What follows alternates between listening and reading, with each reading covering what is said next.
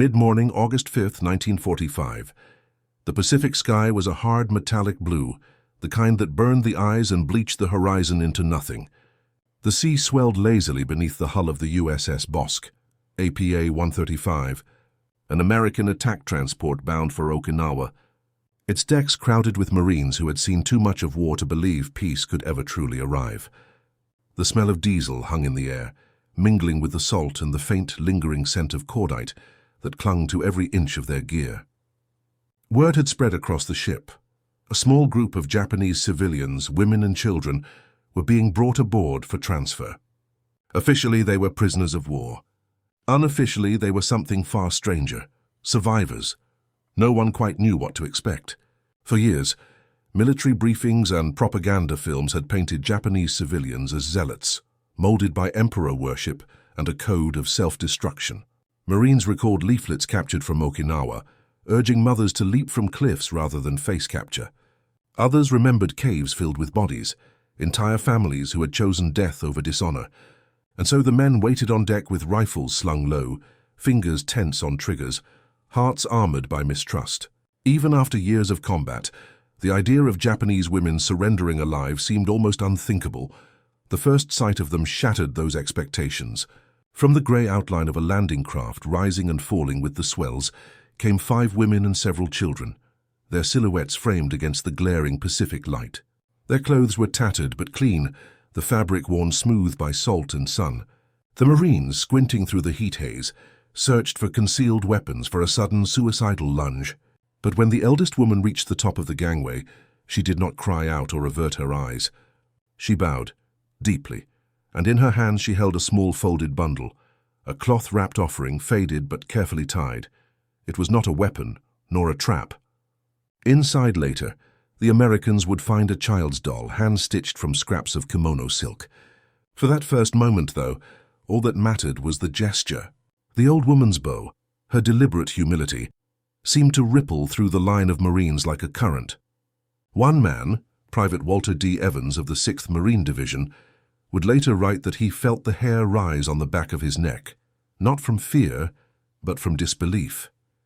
In his words, "It was the first time I saw a Japanese look at us without hate." The ship's commander hesitated, then gave a simple nod.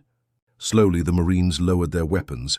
One of them, a corporal from Chicago, stepped forward and returned the bow stiffly, awkwardly, unsure if it was even allowed. But that single motion changed the air on deck. Tension eased. The Japanese women, seeing the gesture returned, seemed to relax visibly. No one had expected this outcome. Not defiance, not despair, but dignity. As the sun climbed higher, the scene became almost surreal.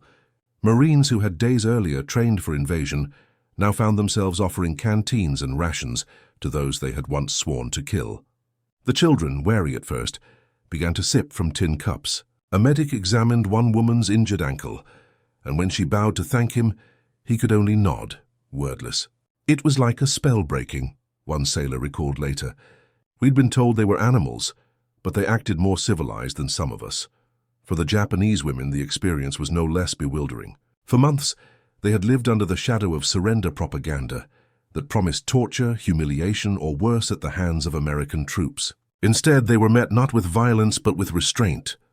The elderly woman, the one who had offered the cloth, was identified as a schoolteacher from Naha, Okinawa, separated from her husband during the bombings. Her calm presence, witnesses noted, seemed to anchor the group's composure.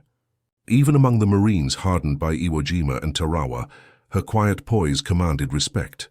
By afternoon, the mood aboard the Bosque had shifted entirely. What began as suspicion gave way to conversation, laughter, and a strange, tentative admiration. The Marines' preconceptions, the product of years of wartime indoctrination, began to crumble. As one observer wrote in his diary, "They were not the enemy I'd been trained to hate. They were people trying to survive the same storm we were." It was a rare human reprieve from a war that had stripped away so much of that humanity. But this encounter was not unique. Across the Pacific, from Burma to the Philippines, similar moments unfolded. Quiet exchanges of respect between captor and captive that contradicted everything both sides had been told. Japanese women, conditioned for martyrdom, often met Allied soldiers not with fanaticism but with grace.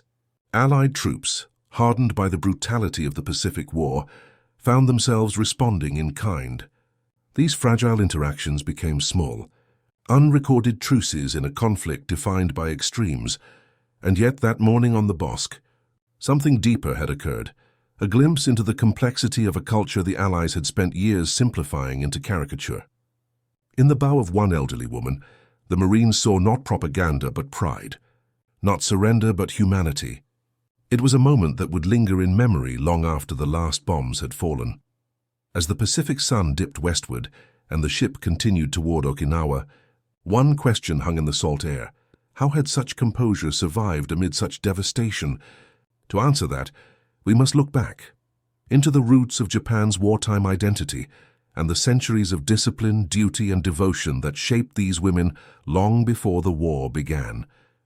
Late 1937.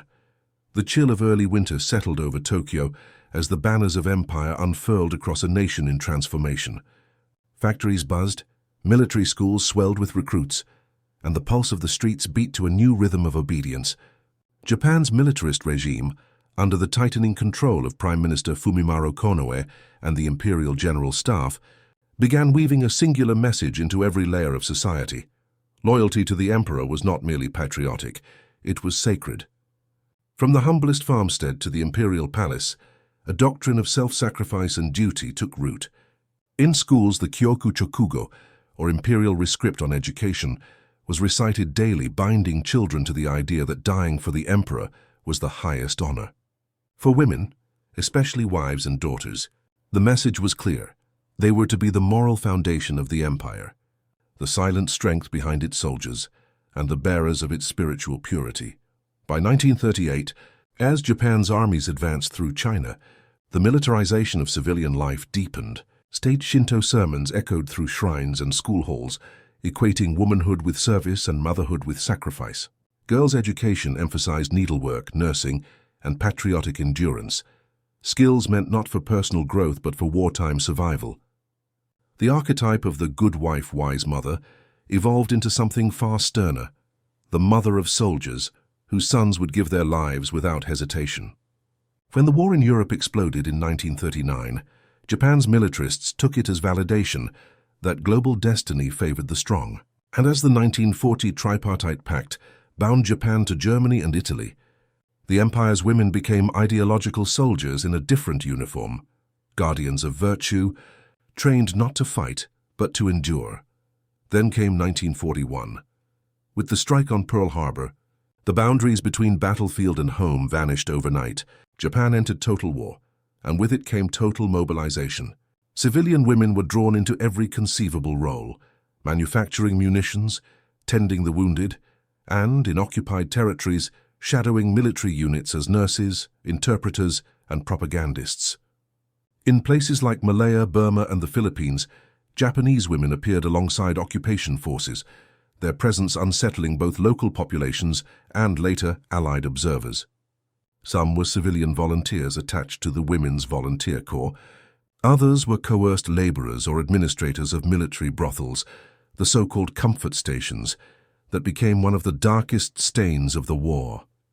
Each presence, however, reinforced the perception that Japanese women were an extension of the imperial war machine itself.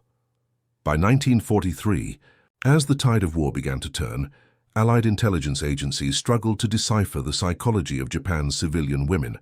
In the Philippines, U.S. Army G2 analysts compiled reports warning that captured Japanese women were likely to resist violently or commit suicide rather than submit. The British Far East Combined Bureau, working from Singapore and later Colombo, reached similar conclusions, warning of female guerrillas who might conceal grenades beneath kimonos or poison food supplies. Their conclusions, though logical within the brutal framework of the Pacific War, were largely speculative. Few Allied soldiers had ever encountered Japanese women alive. When they did, at Saipan in 1944, the results were tragic. Hundreds of civilians, urged by military propaganda, leapt from cliffs rather than surrender. Such scenes seared themselves into Allied memory and became the template for all future expectations. Meanwhile, Axis observers, particularly German intelligence officers reading translated Japanese dispatches, viewed these developments with detached curiosity. In their reports, women combatants and auxiliary volunteers were dismissed as fanatical outliers, not representative of disciplined warfare. To the Germans, steeped in their own rigid hierarchy of gender and combat, Japan's use of women in semi-military capacities bordered on desperation. Yet within Japan's imperial ideology, it was portrayed as the pinnacle of devotion, a nation in which even women would die for the emperor. By late 1944, as Allied forces closed in on the Philippines, this image hardened into doctrine. At Leyte Gulf, American commanders distributed intelligence briefings that explicitly warned troops, "Do not underestimate Japanese women. Expect resistance, deception, and suicide." Units were instructed to form quick-response guard detachments, and interrogation teams received special directives on how to restrain female captives. In British Malaya and Burma, similar measures were adopted: segregated holding areas, armed female wardens, and medical inspections designed as much for security as for care. These preparations reflected not cruelty, but fear, the expectation that Japanese women, like their male counterparts, would die before dishonor. And yet, when those women finally appeared, surrendering at field hospitals, walking out of caves, or being turned over by Japanese officers in the war's final months, the outcome was often the opposite of what had been feared. Instead of defiance, many displayed composure. Instead of treachery, restraint. The same Allied soldiers who had braced for chaos instead found themselves confounded by dignity. Reports from New Guinea, Borneo, and Okinawa quietly noted that female prisoners showed discipline and courtesy inconsistent with predicted fanaticism. This discrepancy between the forecast and the reality revealed something profound about the collapse of wartime propaganda. The Japanese women who emerged from the ruins of empire were neither the mythical martyrs of Tokyo's imagination nor the invisible saboteurs of Allied nightmares. They were survivors, shaped by loyalty but tempered by endurance. Their behavior under captivity would soon challenge every assumption made about the enemy, and in doing so, force a re-examination of what honor and obedience truly meant in defeat. That reckoning begins in the next chapter, where we turn from ideology to procedure, exploring how Allied forces actually managed Japanese women prisoners, the systems, interrogations, and quiet acts of respect that redefined what it meant to capture and to be captured in the final months of the Pacific War. By the final months of 1944, as the Allies clawed their way across the Pacific Islands and deep into the Philippines, the new and unexpected logistical dilemma emerged, not one of ammunition or rations but of administration. How exactly should they handle Japanese women prisoners? Few such captives had ever been taken alive, and existing US and British regulations, written for male combatants, offered no precedent. Yet as the front lines shifted and Japanese resistance fractured, growing numbers of civilian women, nurses, clerks, and camp auxiliaries began to fall into Allied hands. Their treatment posed both practical and moral challenges. The Allies were bound by Geneva Convention principles, but Japan itself was not a signatory, and its troops had shown little reciprocity toward captured Allied nurses or female civilians. Even so, the Allied command insisted that their forces adhere to the law, not merely for legal reasons, but to distinguish themselves morally from the enemy they fought. In early 1945, the U.S. War Department issued a quiet but consequential update to its field doctrine. The February revision of Army Regulations, G1 Personnel Supplement, included new clauses under the section Treatment and Supervision of Female Prisoners. These were not headline-grabbing reforms, but the culmination of months of study by logistics officers, military police units, and medical corps advisors. For the first time, the document explicitly authorized female guard detachments, small specialized teams, typically consisting of 4 to 6, occupying force supplies comfort as policy. It reshapes the incentives for surrender and survival. The Allies, in short, were converting compassion into capacity. By late July and into August, what had begun as a handful of pilot procedures had been scaled into a theater-wide logistics line, trained guards moving on manifested ships, kit sets distributed from Singapore to Leyte, standardized tentage replacing improvised pens. The transformation was not instantaneous nor without friction. Shortages persisted, tropical disease disrupted timelines, and theater commanders occasionally clashed over priorities, but the trajectory was unmistakable. Where months earlier, the Allies had improvised around a single rare event, they now possessed the means to replicate that response across islands and coasts. That logistical maturation closed the loop between policy and practice. Training produced personnel, supplies enabled humane custody, and both together produced predictable outcomes in the field. With the machinery in place, the next question was not whether the approach could work, but how it would fare when pushed into the crucible of active operations. The story now moves from depots and classrooms to jungle and coast, into Borneo, Malaya, and Sumatra, where these scaled systems would be tested in the chaos of campaign, June 10, 1945. Dawn rose over Brunei Bay in a haze of salt and gun smoke, the mangrove edges still trembling from the echoes of naval bombardment. The humid air clung thick around the Australian 9th Division's landing craft as they pushed inland under Operation Oboe II, the Allied campaign to seize Borneo from Japanese control. Behind the frontline riflemen came smaller, more deliberate detachments, logistics officers, interpreters, and a newly designated element, the records called female guard teams. Their mission was not to fight but to administer. Among the dense palms and stilted fishing villages, these units would soon face a test that no firing drill or manual had fully prepared them for. Within days of securing the coastal perimeters, Australian patrols fanned out through abandoned villages and jungle outposts near Western and Beaufort. They found not just defeated Japanese soldiers, but groups of women, clerks, medics, and auxiliary helpers who had lived in the shadows of the military garrisons. Some had been ordered to destroy records or assist in last-ditch guerrilla preparations. Others had simply been stranded. The 2/4th Commando Squadron, trained for swift reconnaissance and ambush, was unaccustomed to managing captives, let alone female ones.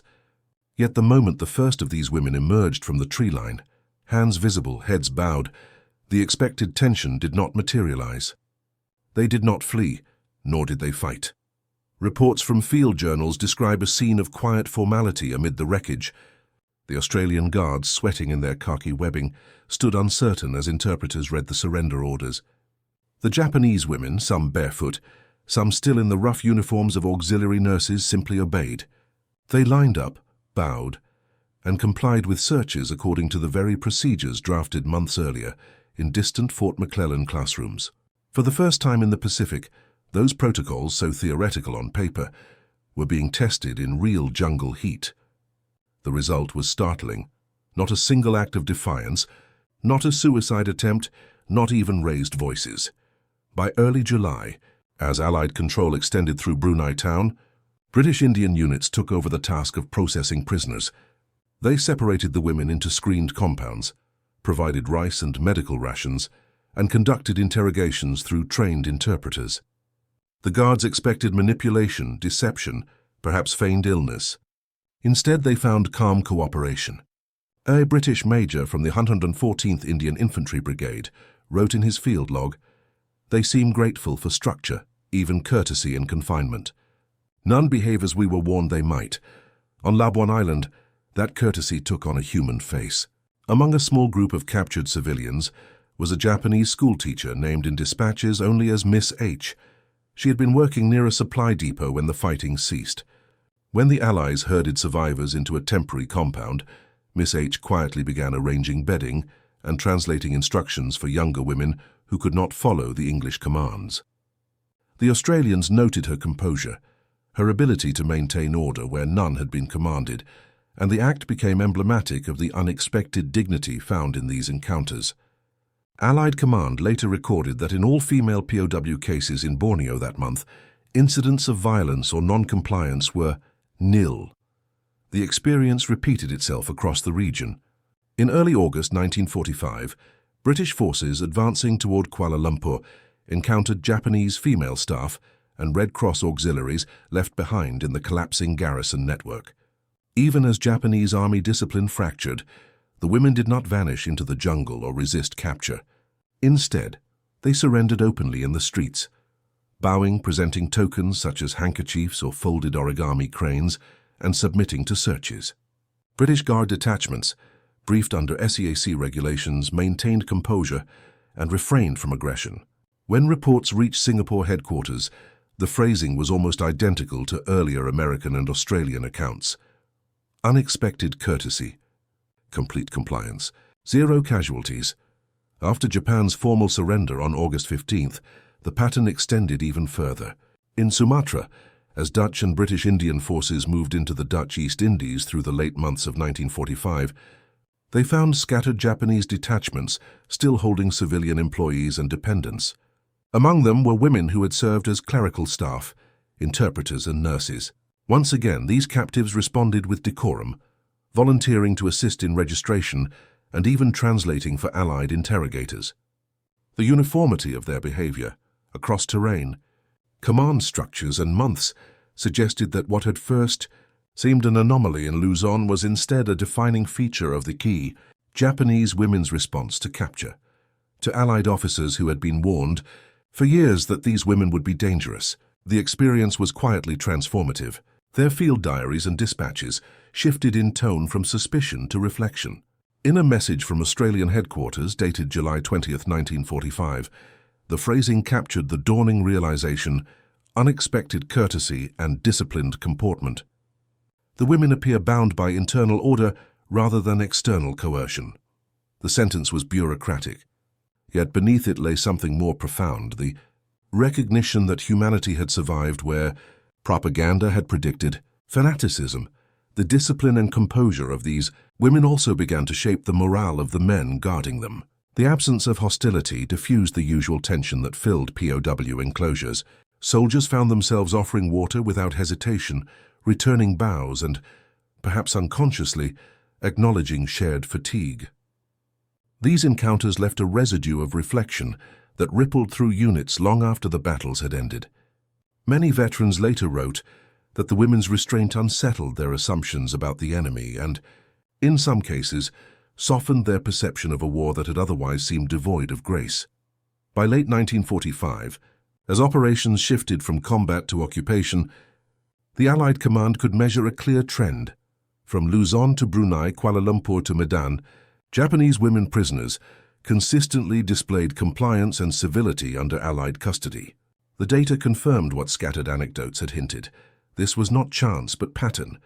These findings reached intelligence desks in London and Washington, just as Axis archives were being sifted for meaning. The implications went beyond logistics or procedure. For Allied troops and Axis observers alike, the calm of those women in defeat hinted at a psychological crossroads, the point where ideology met exhaustion and where mutual recognition flickered through the smoke of total war. That realization, both unsettling and redemptive, leads naturally into Section 7, how these encounters shaped the inner landscapes of the men and women who experienced them, transforming fear into reflection and enemies into mirrors of shared endurance. By late summer 1945, as the war in the Pacific drew toward its final chapter, Japanese frontline units were contending not only with military defeat, but with cognitive dissonance sparked by the behavior of their own women under Allied control. Whispered rumors filtered down through regimental channels, recorded later in memoirs and diaries. They do not flinch, yet they submit. Is this courage or humiliation? Officers reflected privately on the implications. The official propaganda, long insisting that Japanese women should embrace death for the emperor or assist in ultimate sacrifice, suddenly collided with reality. On islands where women had survived surrender, or where their compliance had been voluntary rather than coerced, soldiers murmured that the state had lost its moral grip. The gap between expectation and observation unsettled morale far more than casualties. If even the women, once emblematic of purity, obedience, and fanatical devotion, could act with calm submission, what did that say about the cultural code that had driven Japan's military machine for 8 years? Across the Pacific, Allied soldiers encountered a mirror effect. Conditioned for years to view Japanese women through the lens of fear, propaganda, and the occasional wartime anecdote of kamikaze volunteers, they were confronted with behavior that defied every assumption. Field notes and post-war recollections reveal a recurring theme, unease mixed with reluctant. Was some kind of trick, but nothing followed, no shouts, no panic. Only the soft rustle of fabric and the faint rhythmic sound of bowing. Then came an even stranger gesture. One of the Japanese women, her hands trembling from exhaustion, stepped forward and placed a pair of straw sandals on the ground before the nearest guard. Another unfolded a square of cloth embroidered with faded kanji, offering it as if in thanks. The Americans didn't know how to respond. Some accepted the gifts awkwardly. Others refused, unsure if it was appropriate. But when the women were offered rice and water, they bowed again before accepting. What could have been a tense confrontation instead became a quiet exchange of mutual respect, a scene almost unthinkable after years of Pacific brutality. Moments later, a commotion rippled through the line. One of the older women, her sleeve dark with blood from a shrapnel wound, collapsed in the dust. The male MPs, momentarily frozen, looked to their commanding sergeant. By protocol, no man was to touch a female prisoner without authorization. But the medics moved instinctively.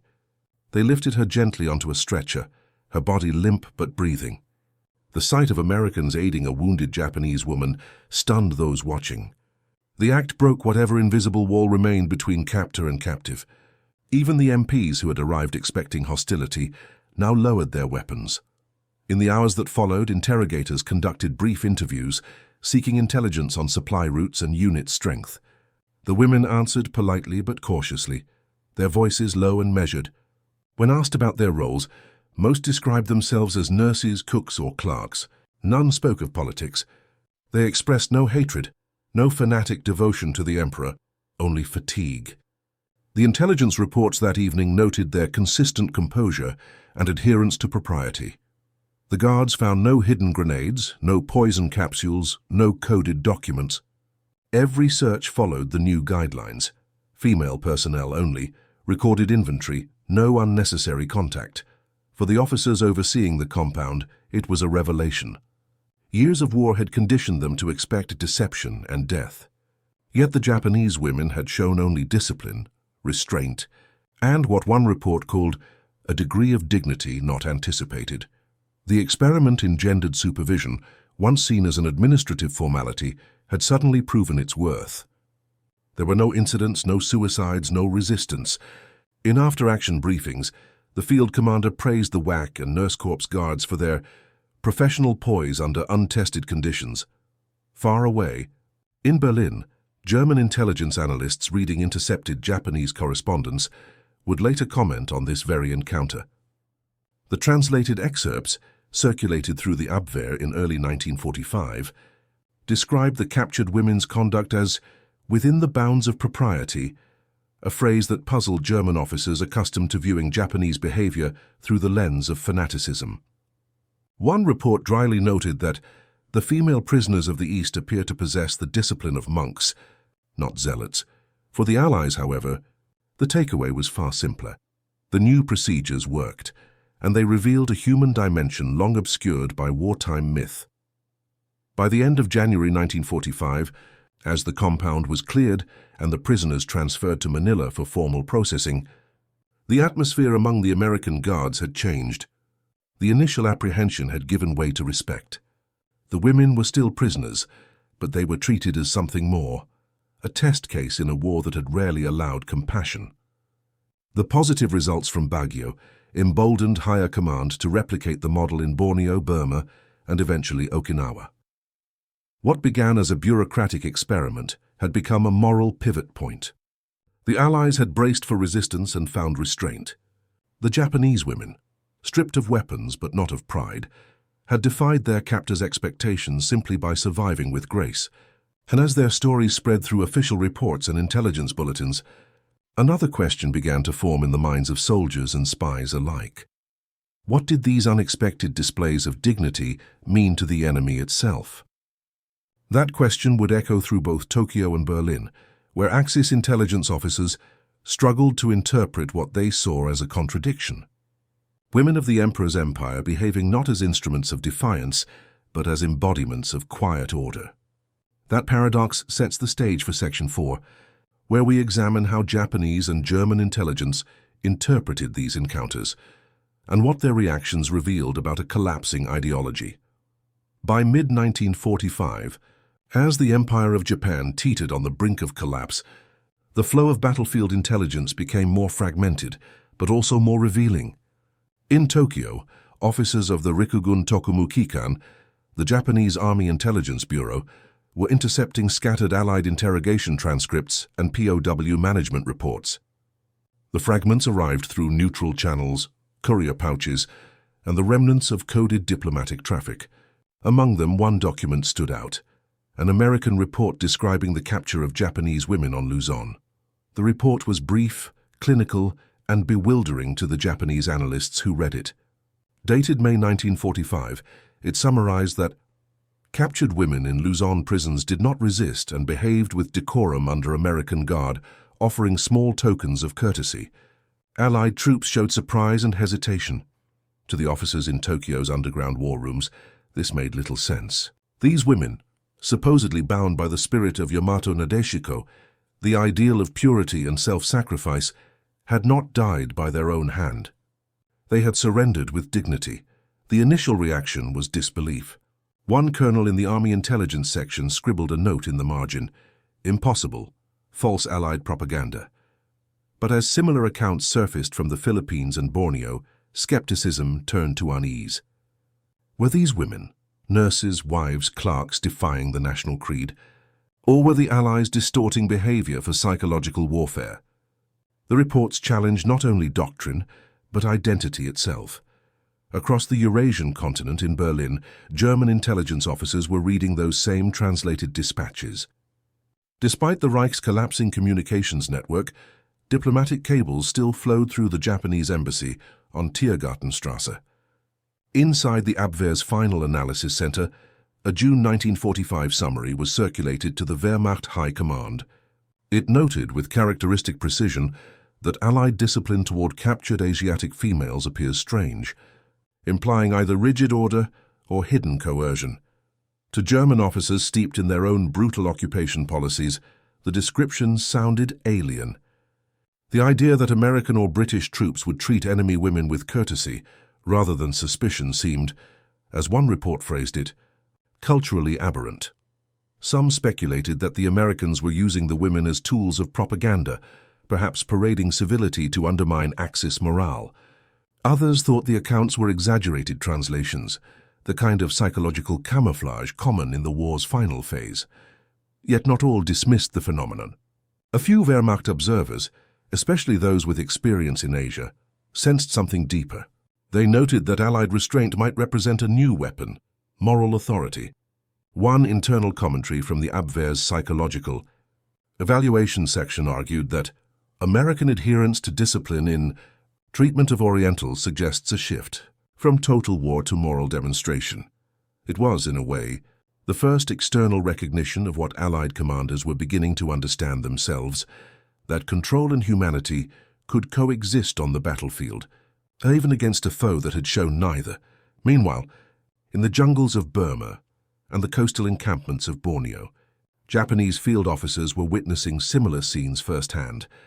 When British and Indian troops overran isolated units, small groups of Japanese women, clerks, medics, or Red Cross workers were captured alive.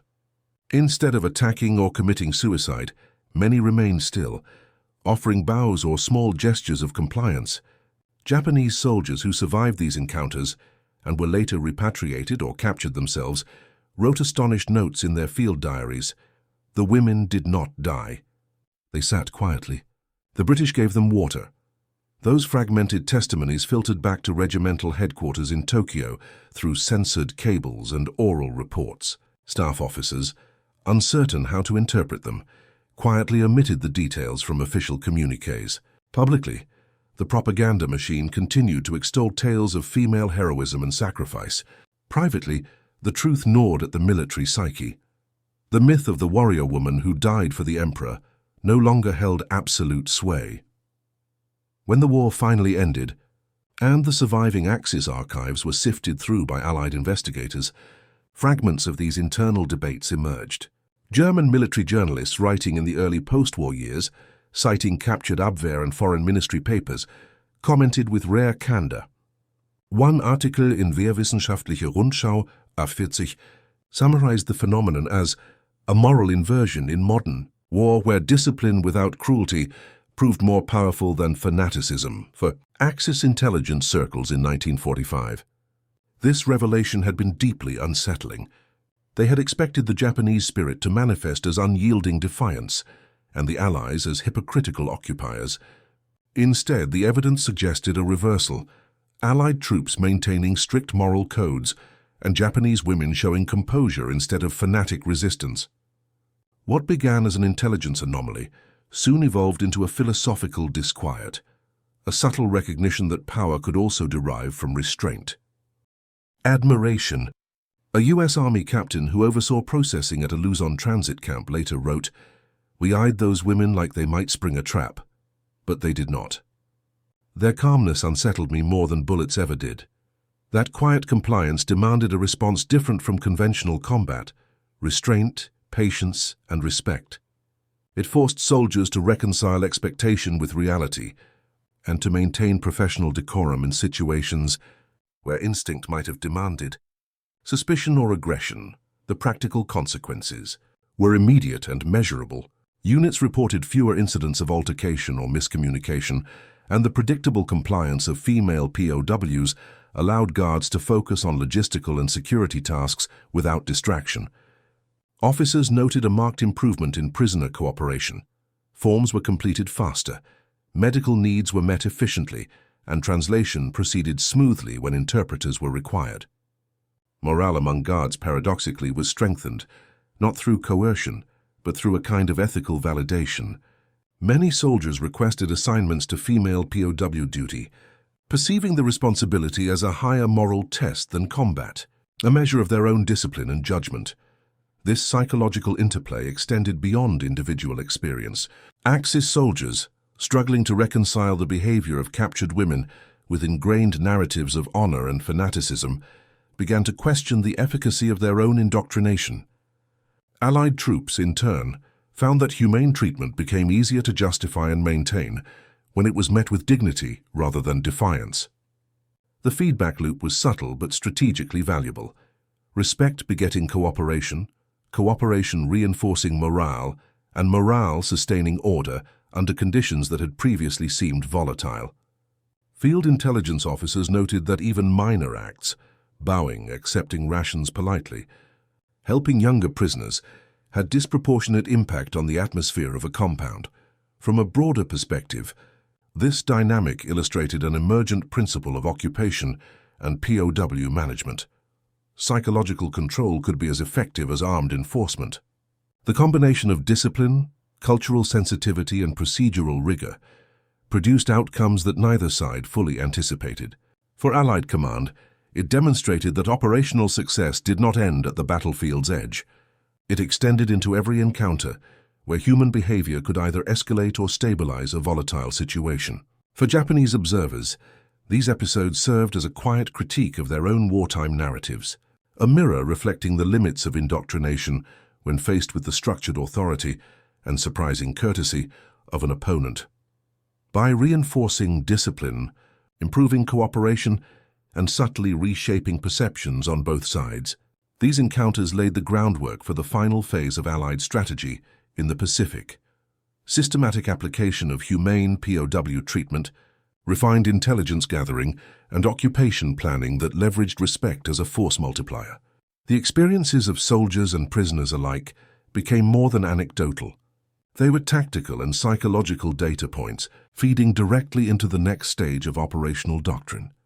That interplay of expectation, observation, and ethical response naturally leads into Section 8, where we examine how these lessons translated into measurable outcomes in intelligence yield, administrative planning, and the broader conduct of surrender and occupation across the Pacific Theater.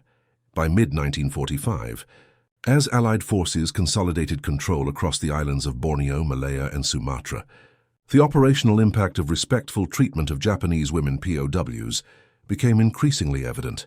In camp compounds and transit centers, the disciplined comportment of female prisoners facilitated intelligence collection, in ways that traditional interrogation methods had rarely achieved.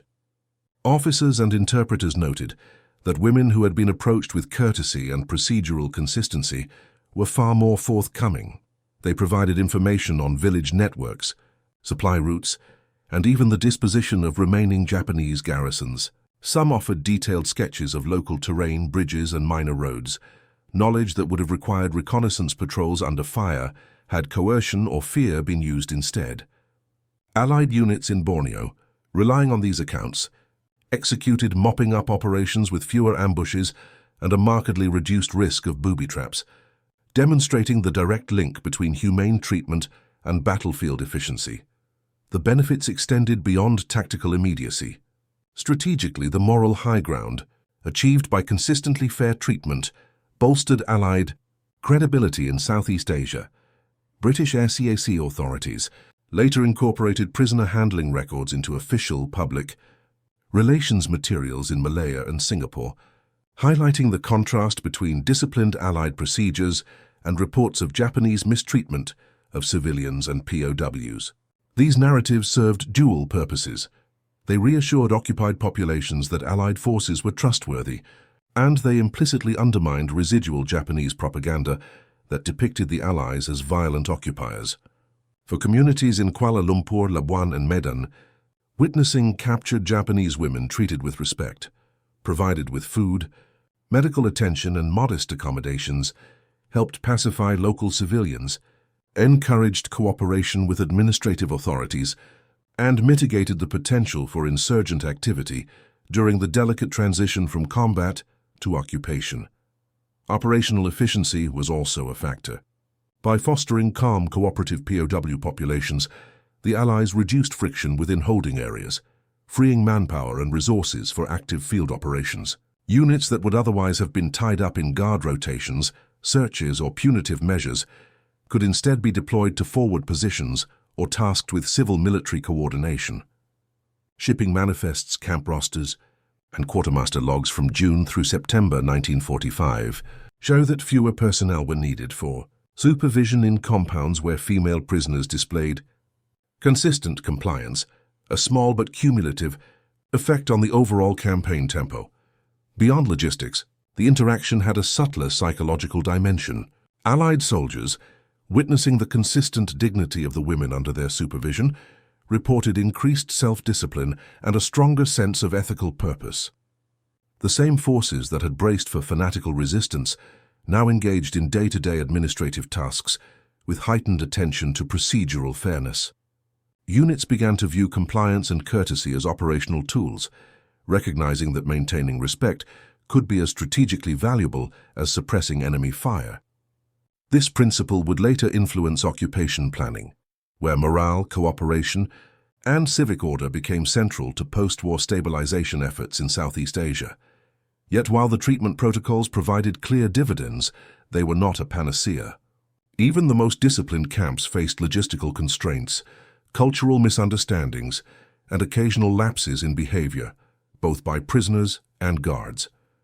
The system required constant supervision, regular resupply of food and medical materials, and ongoing training to maintain standards in tropical conditions where heat, disease, and exhaustion could easily erode compliance. Nevertheless, by August 1945, the evidence was unmistakable.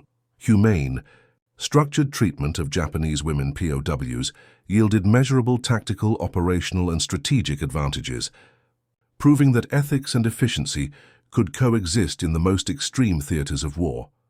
The successes and emerging limitations of this approach naturally lead into Section 9, where we examine the challenges, abuses, adaptations, and critiques that shaped the evolution of the E. This tension between ideology and observation, between what Axis officers believed and what they saw, marked a turning point in the psychological dimension of the war. By late summer 1945, both the German and Japanese intelligence communities were quietly acknowledging a new reality. The moral theater of war was shifting, and the old codes of obedience and sacrifice were beginning to fracture. That disquiet among Axis analysts leads directly into the next phase of the story. In Section 5, we turn back to the Allied side to examine how, learning from these encounters, The US and British commands sought to institutionalize their humane approach through formalized training, logistical planning, and the mass production of materials to standardize the handling of Japanese women prisoners across the Pacific and Southeast Asia. May 7, 1945, Fort McClellan, Alabama. Dawn in the training hills came damp and pine-scented, the drill field slick with overnight rain, while whistles cut the morning air and the metallic ping of rifle bolts snapped in the distance. Beneath a sky still heavy with the residue of European headlines, a different kind of classroom was assembling. Rows of uniforms and boots, clipboards and language primers, a roster that would soon swell with women trained explicitly for a task the Army had rarely had to formalize. Word of the program leaked outward as quietly as the oiled boots on the parade ground. And in distant intelligence rooms in Berlin and Tokyo, the news registered not as a footnote, but as a small, disorienting shock. How some analysts asked, could an army devote scarce training hours to teaching cultural etiquette and feminine hygiene? At the same moment it was furiously preparing for final offensives.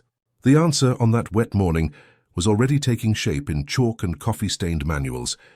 The war had forced a bureaucracy to care for its captives as a matter of strategy. Officials at Fort McClellan designed the course to be exacting and short, 30 days of concentrated instruction that mixed practical drills with cultural immersion. Trainees learned simple Japanese phrases for commands and comfort, the formal bows and gestures that signaled respect in a language many of the men they would face understood more readily than their accents, and the civilian patterns of food taboos and household routine that mattered as much to morale as to medical stability. They practiced segregation procedures, the paperwork flow of intake and release, and simulated the transport of women's kit from ship to compound while instructors walked them through scenarios. A frightened mother with fever, a distraught adolescent hiding contraband, a unit under mortar fire, where the priority was to secure both perimeter and dignity. The goal was pragmatic, a measurable ratio of female guards and translators, 1 to 8 prisoners, planners argued, so that language barriers and cultural friction would not precipitate unnecessary violence. By August, reports from Fort McClellan's district office recorded that well over 1,000 servicewomen and auxiliaries had completed the curriculum, a number that would have seemed inconceivable to the logisticians of 1942, but that now represented a deliberate investment in orderly occupation. While classrooms in Alabama taught restraint, the Quartermaster Corps in Washington set about packaging it. Under hurried specifications, depot machinists and supply officers produced the first standardized women POW kit sets, pre-packed crates containing undergarments, sanitary supplies, simple garments sized to East Asian standards, lightweight blankets treated for tropical mildew, and a compact medical roll with antiseptics and basic trauma dressings. The sets also included translation cue cards and discrete pouches for any limited defensive equipment deemed necessary by theater commanders. Production lines hummed through late spring. By July, more than 5,000 sets had been manifested for shipment to Pacific bases. Loading gangs worked under the glare of floodlights as cargo ships and troop transports, hulks that had once carried battalions and tanks, took on a different kind of freight. Bundles meant not to arm but to stabilize, not to arm but to shelter. The sight of pallet after pallet of sanitary kits and mosquito netting stacked beside crates of ammunition drew stray, incredulous glances from dock workers who had not known which side of war would demand more planning, the fight or the aftermath. Logistics officers in theater quickly learned that provisioning women prisoners was not merely a matter of crates and checklists, but of space, climate, and culture. In June, consignments bound for the Southeast Asia Command arrived in Singapore. Bundles rerouted to Malaya and Borneo commands, where humid air and relentless insects made simple comforts operational necessities. Shipping manifests from June and July 1945 began to reflect a steady allocation. Roughly 350 tons per month earmarked specifically for POW care items in the Pacific Theater, from latrine materials and extra field rations tailored to rice diets, to mosquito netting and discreet tent screens to preserve modesty.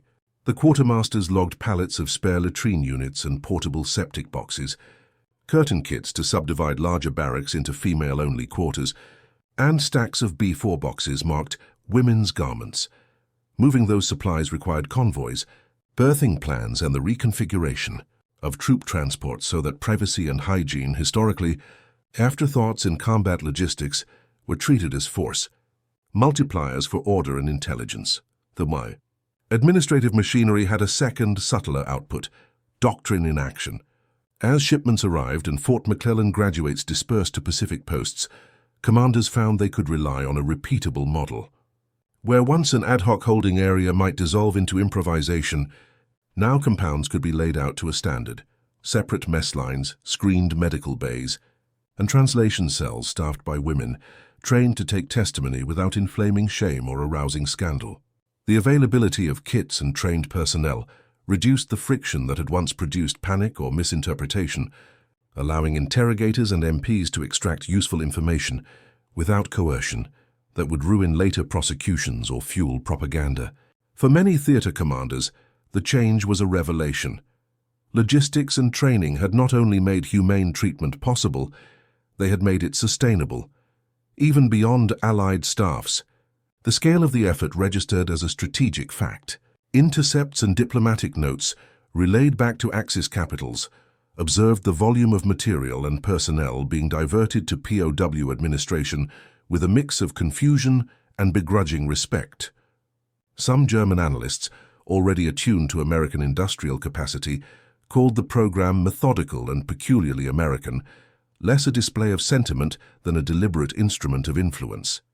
Japanese military readers, too, could not ignore the implications when, even at the height of operational success, the Allied female POW protocols revealed inherent vulnerabilities. In the most remote jungle outposts of Borneo and Sumatra, guard detachments were frequently undermanned, sometimes reduced to a single WAC or auxiliary nurse paired with an inexperienced male MP.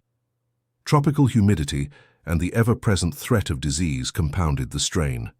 Malaria, dysentery, and heat exhaustion claimed more lives than combat in certain isolated compounds. In these conditions, lapses in discipline were almost inevitable. Reports from July and August 1945 describe minor incidents of harassment, when male personnel, unfamiliar with the detailed procedural manuals, overstepped their authority. A handful of female prisoners were frightened or humiliated, underscoring that adherence to doctrine required both training and constant oversight. Supply chains, although vastly improved from early 1945, were still fragile. Crates of sanitary kits, blankets, and rations occasionally failed to arrive on schedule, leaving POWs vulnerable to illness and malnutrition. These unavoidable hardships posed both moral and logistical dilemmas. While no systematic violence was reported in such cases, commanders had to reconcile deaths from disease with the principles of humane custody, prompting urgent reviews of supply timetables, medical readiness, and compound layouts. Security concerns also drove debate. Some hardline officers argued that excessive courtesy might erode vigilance. A few reports in Borneo indicated attempts at suicide. Female prisoners secretly ingested pills that had eluded searches. While rare, these events exposed gaps in protocol, prompting rapid procedural revisions.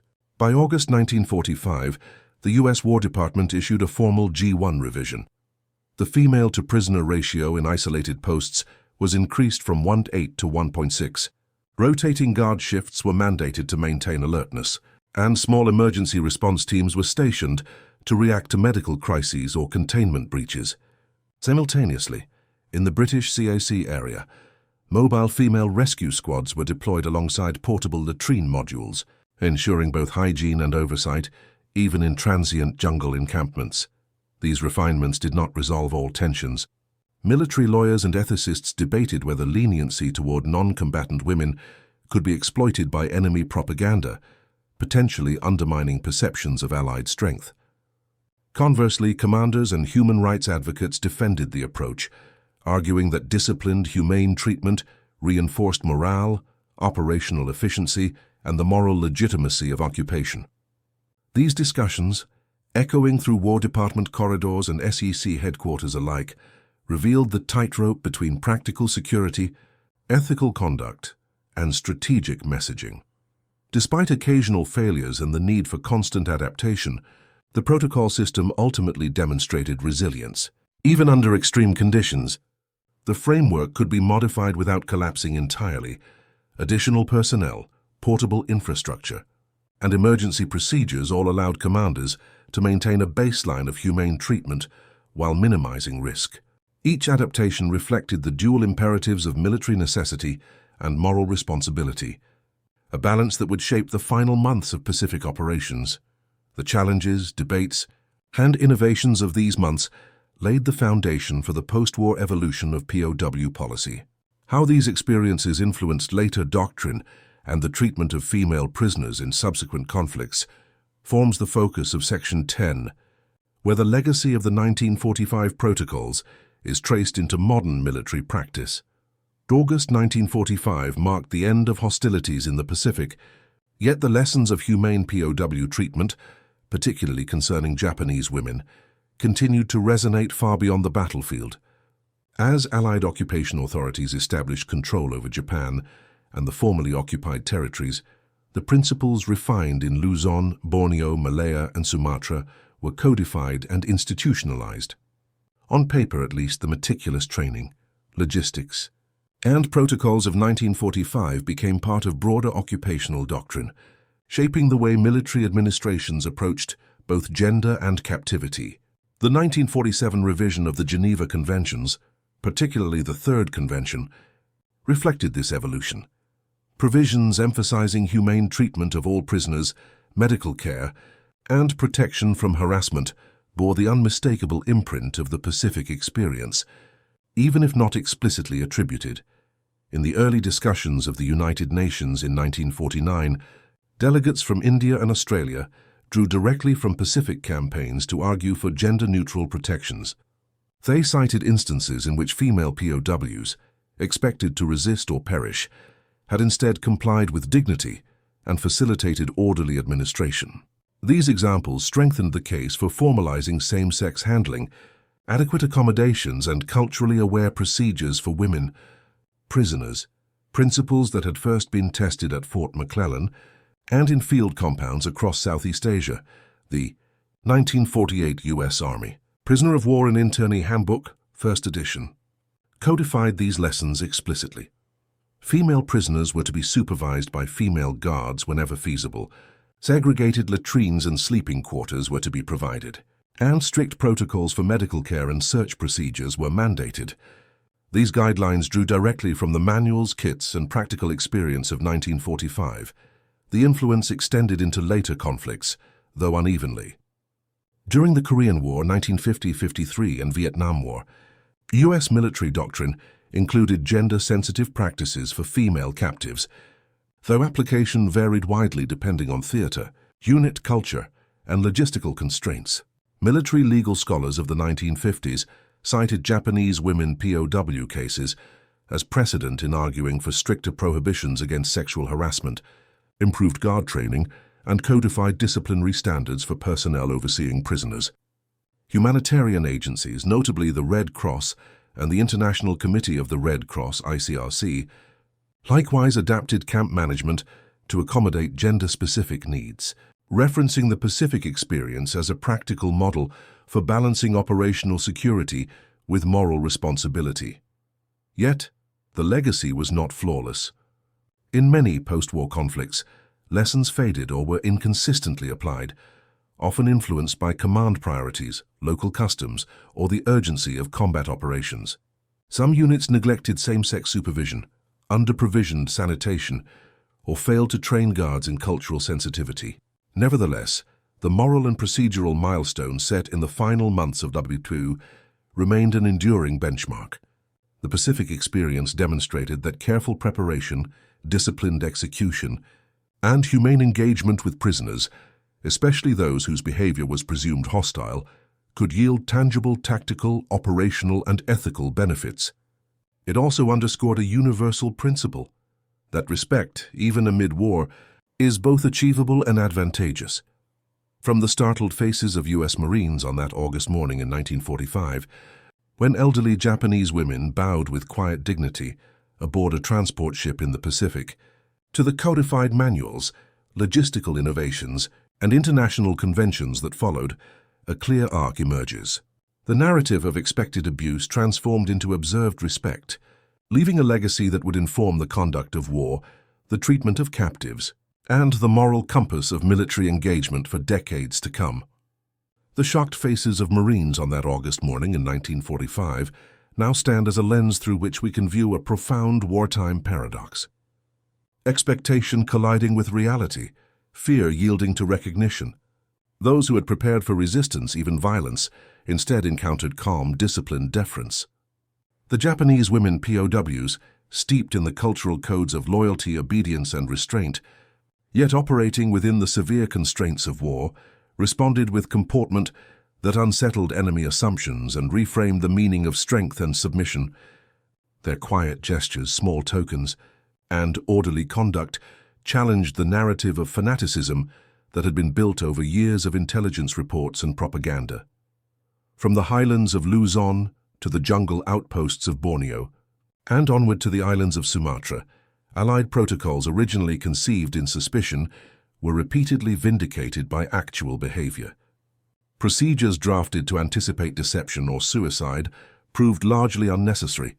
What had been feared was supplanted by cooperation, courtesy, and compliance. Yet the members, either trained servicewomen or male military policemen designated for female supervision. Their weapons reflected the restraint expected of them: sidearms only, no fixed bayonets, and the use of low-caliber M1911 pistols rather than M1 rifles unless conditions required otherwise.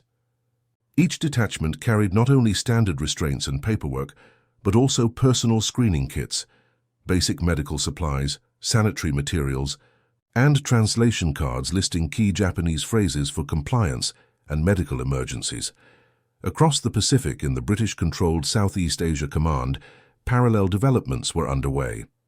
Beginning in March 1945, SACE's combined services, detailed interrogation centers commonly called CSDIC, issued a directive known colloquially as the Women's Compact. It mandated that all female prisoners of war be interrogated or searched exclusively by women whenever available. The measure, championed by intelligence officers in India and Burma, aimed to avoid both impropriety and propaganda backlash. Reports from earlier campaigns had warned that even perceived mistreatment could be used by Tokyo to inflame resistance among civilians. The CSDC protocols laid out meticulous standards, separate compounds for women and children, same-sex medical examinations, and strict supervision of meals and sanitation. The dietary instructions alone filled several pages.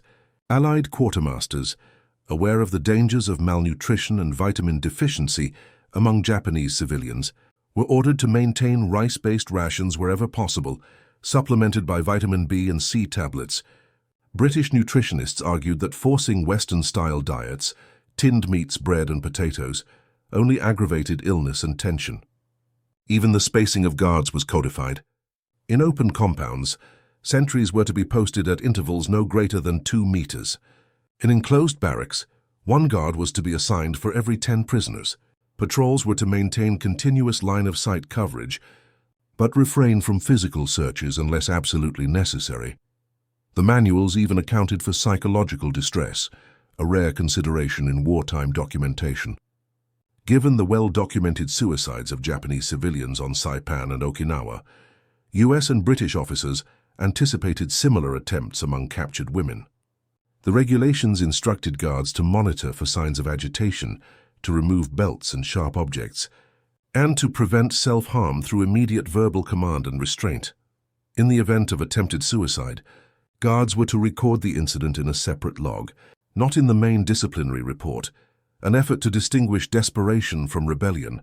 To the untrained eye, these rules appeared bureaucratic, but they reflected a quiet revolution in wartime conduct. For the first time in modern military history, 2 opposing forces were being defined not only by what they fought for, but by how they treated the vulnerable.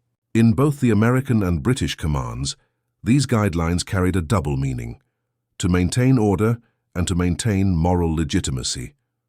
The enemy must see discipline, not dominance, one War Department memo noted, a line that would later be cited in post-war manuals on humanitarian operations. When these protocols were first tested in the field, their authors could not have known how fragile theory would prove against reality. The first real test came in the Philippines. In the hills of Bataan in late 1944, there, American MPs encountered a mixed group of Japanese civilian women and nurses emerging from the jungle, starved, terrified, yet composed. The guards, unsure whether to enforce or interpret their new orders, faced a trial of judgment that would ripple across every subsequent encounter. Months later, in the humid jungles of Borneo, the British would confront the same dilemma under even harsher conditions. These field tests would reveal both the strengths and the limits of the new system. Regulations, however well written, could not account for the unpredictable humanity of war.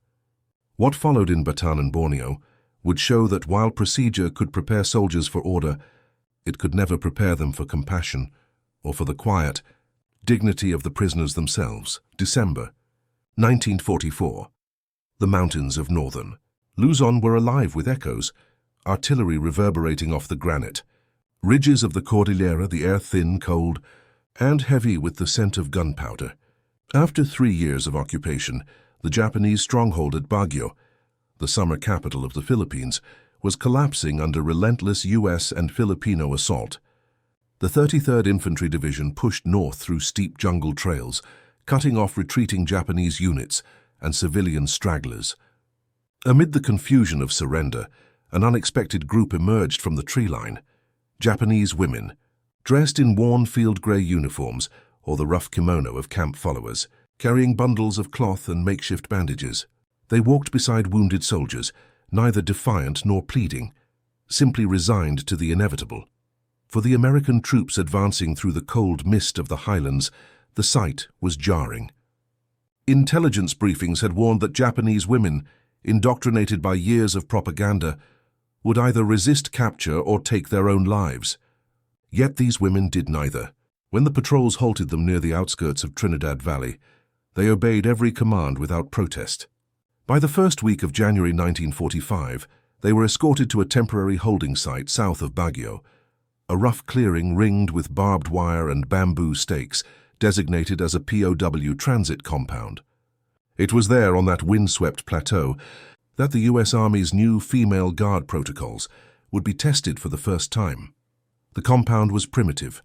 Canvas tents arranged in rows, hastily dug latrines, and guard posts marked by fading signs stenciled G1 Personnel Division. The War Department's February regulations had not yet formally arrived, but advance copies had circulated among military police units. For the first time, female guards, members of the Women's Army Corps, WAC, and the U.S. Army Nurse Corps, were assigned to oversee the Japanese women. Their role was not combat, but control through calm discipline. Armed only with pistols and clipboards, they stood in pairs along the perimeter, enforcing the rules that had been drafted in Washington, but never yet proven in the field. When the Japanese captives arrived, the male MPs flanked the entrance with rifles at the ready. Some had fixed bayonets despite the order against it. They expected defiance, a sudden attack, a hidden blade, a desperate act. Instead, the women filed silently into the segregated tents. The youngest appeared to be in her 20s, the oldest perhaps 60. They moved with slow precision, laying down their bundles before bowing low in unison. The act caught the Americans off guard. A few soldiers exchanged uneasy glances. One corporal muttered that success of these measures was more than operational. The respectful management of female POWs became a subtle instrument of power in its own right, psychological, moral, and procedural, shaping intelligence collection, troop morale, and civil administration. The enduring lesson is visible not only in the tactical efficiency gained in 1945, but in the influence on post-war doctrine. Gender-sensitive practices, same-sex supervision, and humane treatment, first field-tested under the pressures of combat, became embedded in manuals, international conventions, and military training. The echo of that single transport deck moment, the elderly woman bowing, the Marines hesitating, the tension dissolving into mutual recognition, rippled outward, informing policy and ethics in conflicts decades later. We began with an image of surprise, troops bracing for confrontation, confronted instead by calm. We close with reflection, Respect in the midst of war is not weakness. It is a mirror, revealing both captor and captive, soldier and civilian, the shared humanity that persists even amid the machinery of global conflict. In that mirror, the story of Japanese women POWs is preserved, not as a footnote but as a lesson in the quiet power of dignity, discipline and moral courage, bringing the narrative full circle to where it began.